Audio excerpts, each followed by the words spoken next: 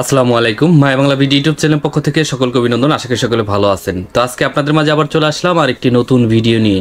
আর আজকের এই ভিডিওতে আপনাদের সাথে আলোচনা করব কোন কোন উপায়ে এই দেশি মুরগিটা আপনারা লালন পালন করবেন। তো অনেকে আছে যে ইউটিউবের ভিডিও দেখে যে ওনারা দেশি মুরগি লালন পালন করবে এই ধরনের উদ্যোগ নেয় এবং কি দেশি মুরগির খামার করে, কিন্তু আপনারা কি জানেন কিভাবে দেশি মুরগি পালন করলে সবচেয়ে ভালো বা লাভজনক? তো আজকে এই দুইটি বিষয় নিয়ে আজকে আলোচনা করব। আশা করি যে সকলে ফুল ভিডিও জুড়েই থাকবেন। আমরা সাধারণত জানি যে গ্রামগঞ্জে বাড়িতে যে সকল মুরগি ছেড়ে লালন পালন করে ওই মুরগিটাকে আমরা সাধারণত দেশি মুরগি হিসেবে আমরা জানি, বা ওটাই হচ্ছে মূলত প্রকৃত দেশি মুরগি। তো এই দেশি মুরগিটা এখন বর্তমানে আমরা বিভিন্ন ভাবে লালন পালন করে থাকি, খামার আকারে লালন পালন করে থাকি এবং ছেড়ে লালন পালন করে থাকি। এই দেশি মুরগিটা দুইটা ভাবে লালন পালন করলে সবচাইতে ভালো হয়, কারণ আমরা যারা বাড়িতে দেশি মুরগি লালন পালন করে থাকি, যারা 5টা 10টা 20টা দেশি মুরগি লালন পালন করে থাকি, তো এই মুরগিগুলো দেখা যাচ্ছে যে যখন শীতের সময় আসে বা এই যে এখন বর্তমানে শীত, এই টাইমে কিন্তু গ্রামগঞ্জের যে মুরগিগুলো আছে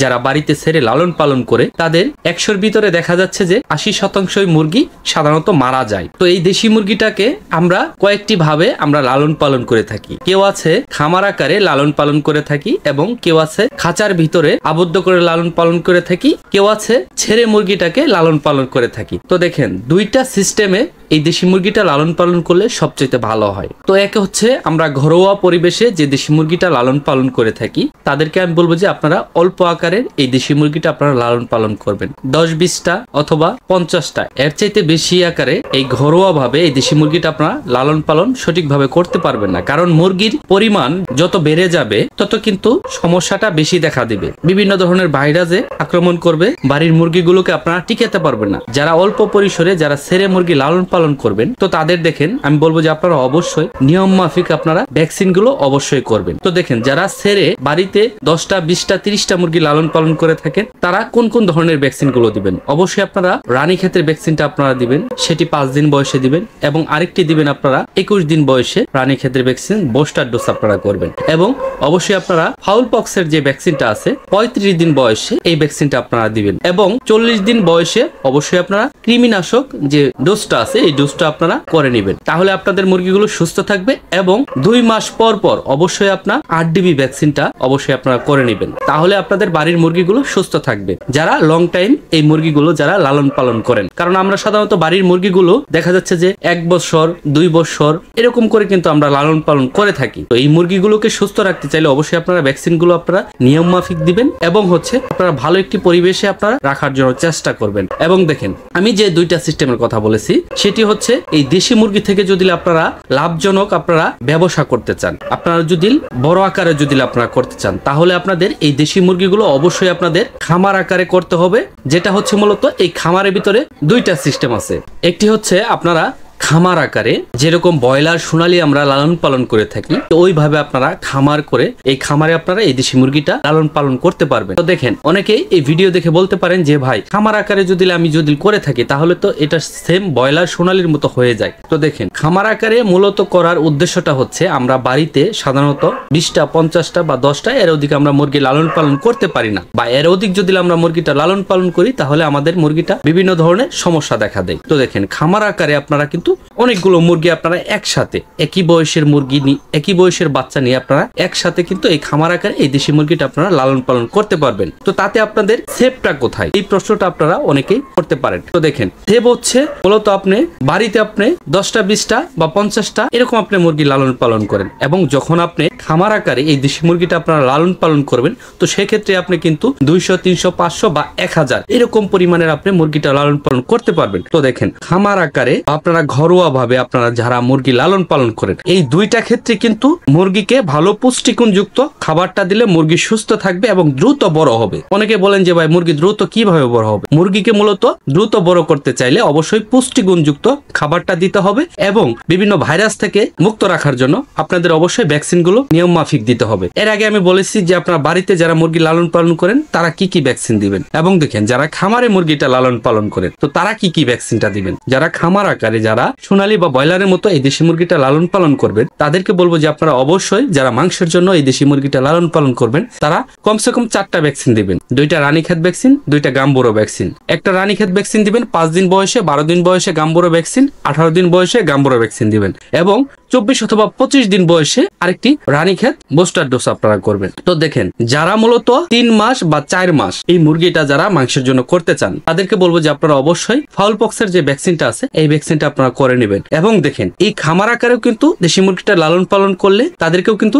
কৃমিনাশক যে ডোজটা আছে এই মেডিসিনটা প্রয়োগ করতেই হবে। কারণ কৃমিনাশকটা প্রয়োগ করলে, কারণ একদিন থেকে শুরু করে এই দেশি মুরগিটা আপনি 2 মাস বা 3 মাস আপনি লালন পালন করবেন। তো এই ক্ষেত্রে দেখেন, বিভিন্ন ধরনের এই দেশি মুরগিটা বা যে কোনো মুরগি হোক যে বীজটা ত্যাগ করে থাকে ওই বীজটা থেকে এবং খাবারের সাথে এবং যে ধরনের খাবারটা মূলত খায় এ থেকে কিন্তু মুরগি সাধারণত কৃমিটা হয়ে থাকে। এই কৃমিটাকে দমন করার জন্য এবং মুরগির ওজন বৃদ্ধি করার জন্য, মুরগিটাকে সুস্থ রাখার জন্য এই কৃমিনাশক ডোজটা অবশ্যই 40 দিন বয়স হওয়ার পর আপনাদের অবশ্যই করতে হবে। এবং হচ্ছে আপনি খামার আকারে এই দেশি মুরগিটা আপনারা লালন পালন করবেন, তাহলে কিন্তু আপনারা মোটামুটি ভাবে আপনারা লাভজনক একটি ব্যবসা আপনারা করতে পারবেন। এবং দেখেন, এই খামার আকারে এবং ছেড়ে আপনারা কিভাবে এই দেশি মুরগিটা লালন পালন করবেন। তো আমাদের কাছ থেকে কিন্তু বাংলাদেশের বিভিন্ন প্রান্তে ছোট ছোট যারা খামারি আছে, যারা ক্ষুদ্র খামারি, তারা কিন্তু এই দেশি মুরগির বাচ্চা নিয়ে লালন পালন করে। কেউ আছে 200, 300, 400, 500, 1000 পিস এরকম করে নিয়ে লালন পালন করে। তো দেখেন, এর ভিতরে একটি হচ্ছে খামার আকারে,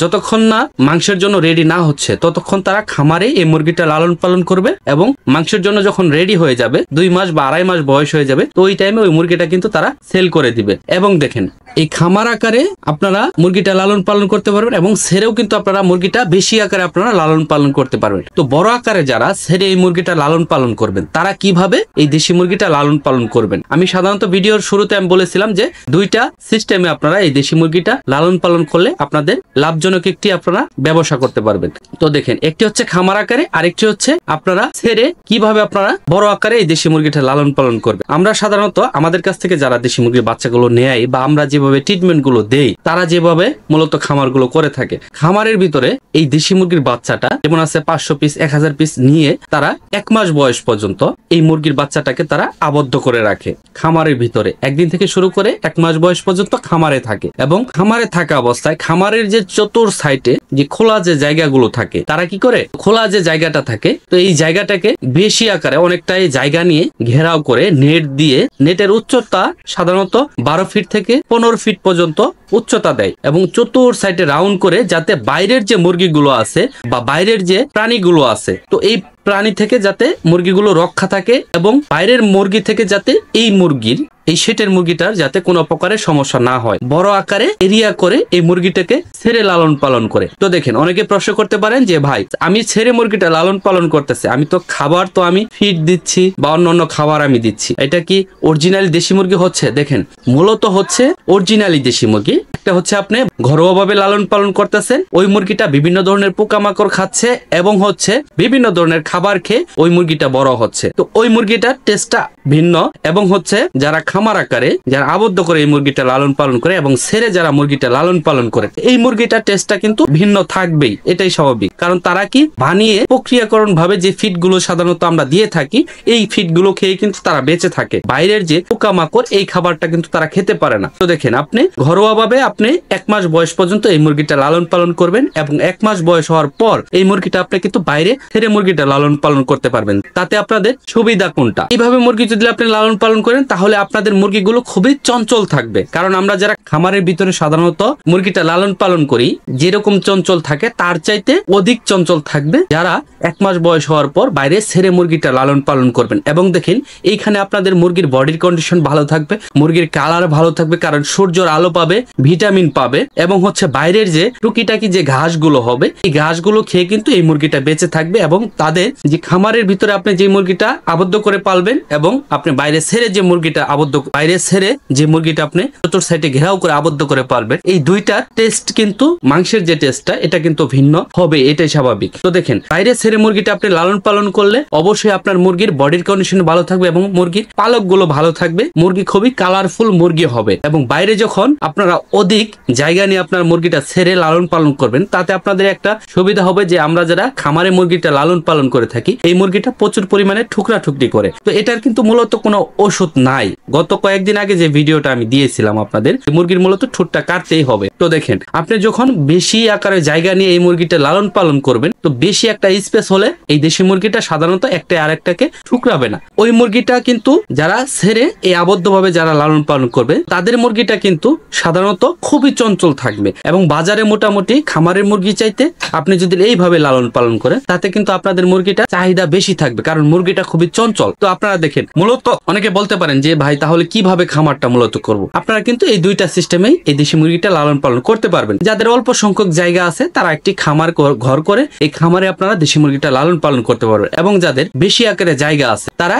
এক সাইডে খামার করবেন এবং চতুর্থ সাইডে আপনারা ঘেরাও করে আপনারা কিন্তু বেশি আকারে 500 বা 1000 পিস আপনারা মুরগি নিয়ে কিন্তু লালন পালন করতে পারবেন। তাতে কিন্তু আপনাদের মুরগির বডির কন্ডিশনও ভালো থাকবে, বাজারে মোটামুটি আপনারা ভালো দামও পাবেন। দেখেন, আপনারা এই দুইটা সিস্টেমে এই দেশি মুরগিটা লালন পালন করলে আপনারা অবশ্যই মোটামুটি ভাবে আপনারা লাভ করতে পারবেন। তো আজকের এই ভিডিওটি মূলত এখানে শেষ করছি। আশা করি সকলে ভালো থাকবেন, সুস্থ থাকবেন। সকলের প্রতি আমার সালাম, আসসালামু আলাইকুম।